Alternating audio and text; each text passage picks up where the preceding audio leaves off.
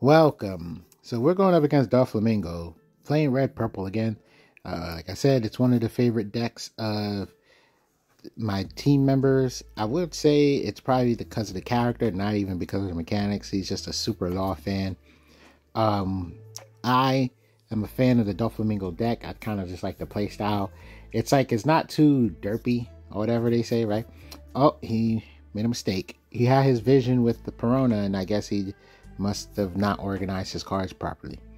But anyway, yeah, I like how the Dofi deck is straightforward, but it's not like too easy / too difficult. I think it's a nice blend in the middle, you know, because you don't want to overprotect your board. You can't always rely on your leader ability, so it's not like you can spam it every turn expecting you're just going to get this free win. And you got to make sure you rearrange the top set of cards. You got to have vision, you know, to make the leader ability effective. Now, we got the Law. The Law's board is looking super strong. Although if he got as a Perona. Nope, he doesn't even have a Perona anymore.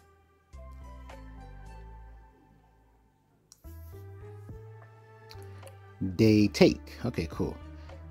So Dofi has to somehow establish some board presence here.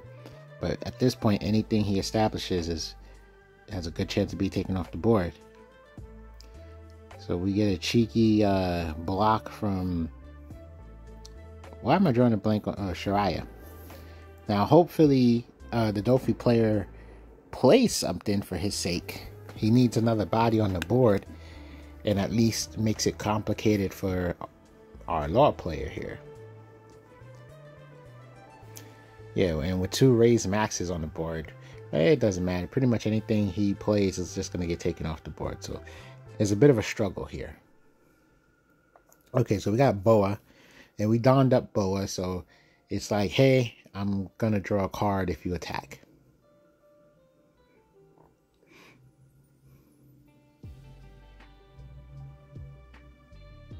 Let's see, 1, 2, 3, 4, 5. 5 cards in hand. 2 raised maxes. Well, 5 cards for the opponent. So we have a purple Law blocker here. So that you already know. 7 cards in hand. You could take 2 out the hand. Okay, so it looks like what we're doing, I guess either trying to get the Boa to block so you can draw a card and then probably swing big to get him to take a life and then play our Law blocker.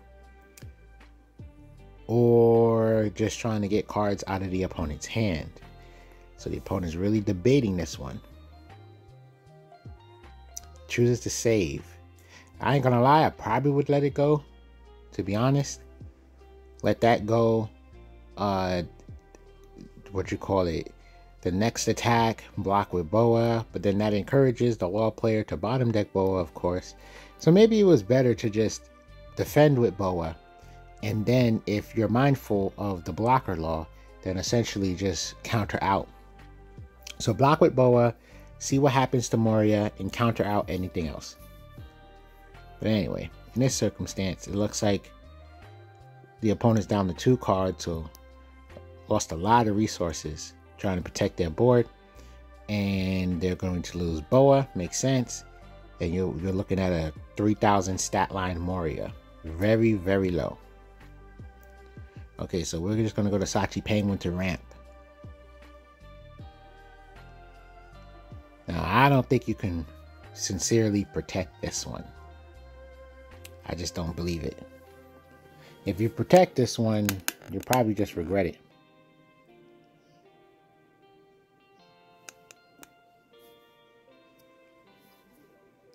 They're thinking about it, so I don't know if they got the counter power or not. But yeah, it was probably better for them to just let the board get cleared, save cards in hand, counter-attack the board, because it might be a wee bit difficult for them to... No, as long as they got the Shariah, right. Yeah. That would make things just nothing but uncomfortable. But yeah, I guess that's the only play Dofi could have really did. Attack, whether they block with Shariah or not, whatever happens, happens. And then summon something else. and just constantly do that over and over again until you could wither out the storm. Constantly attack, summon, get 2 cards on the board. You know, the loyal player still has to have the cards. Okay, they decided to scoop. Maybe they thought they can just live long enough to play that 10-drop Kaido, and that was probably going to get them in the game. But yeah, that's essentially what they, in my opinion, what they should have done. Because they had Moria, right? The 4-drop Moria to get a card back. They could have blocked with Boa, played that Moria, and got the Boa back. And yeah, they could have really pushed. And that game probably would have been a bit of a different game, now that I think about it. Constantly just 2 on the board, defend their life, counterattack as best as you can. And as you saw, our Lord player didn't have anything left to help reduce power. But hey, it is what it is.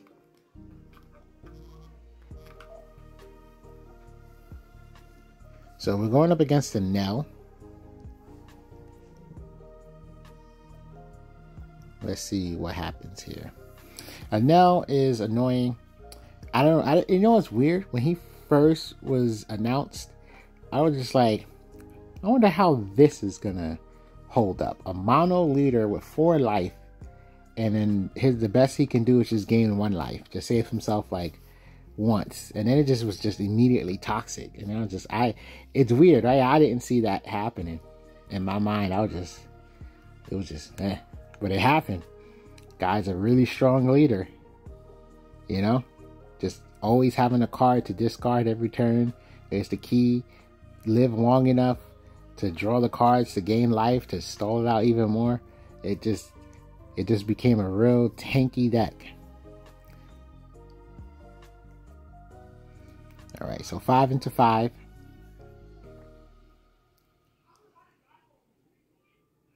And a bottom deck. It's easy to see. Oh, we're going for more pressure. Put them at 1.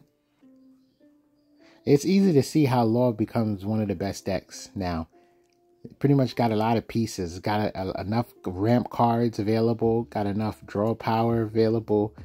Just got enough attack reduction available. Now, it's always going to be about how you draw. It's a combo deck, so you have to draw right. But it's just that there's enough of what you need to blend the deck well enough. And if you get draw cards, the draw cards just help you get everything else, essentially.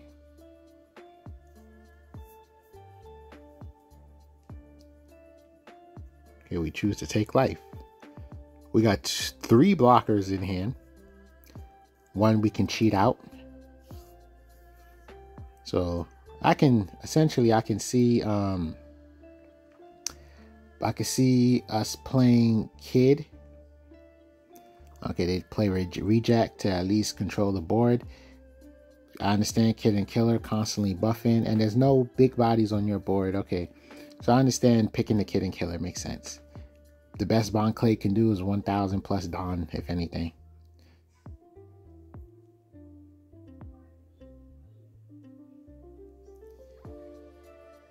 I guess debating on something, but okay, we'll go for the attack, see what they decide.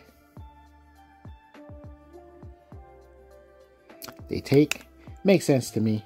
Ooh, Shirahoshi trigger. Right now they're trying to clean their hand up.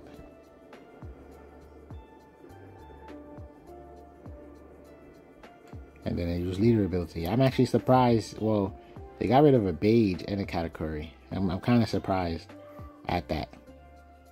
We bottom deck to Shirahoshi, so there's no Katakuri play in the future to put it back on top of life. We're just deciding who we're bringing out. I guess the hand size being a pretty decent hand size, we don't need no Reijus.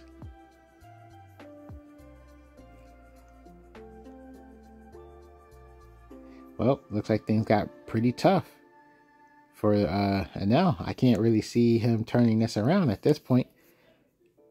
We got a Rush Zoro in hand. We got 2 more blockers ready to go. They got no life.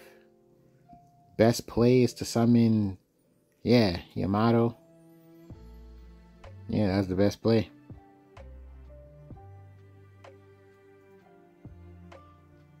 You can just block with your blocker. That's pretty much the end of their play. So, oh, we about to misplay. We misplayed. Yeah, you could have just blocked with your kid blocker and saved the cards. Well, now Bond Clay can become 9k power. You already know Kid and Killer swinging for 7. Are we trying to sneak a game? That's a lot of Don. I get it. We want to be able to have our 3 to remove. Oh. That's annoying. So now if you don't win the game, you're going to have to deal with a really strong counterattack. Really strong counterattack. We're trying to push past this last life here. I would raise max and get rid of that Kikunojo. And then... Are we really pushing for a game? Okay.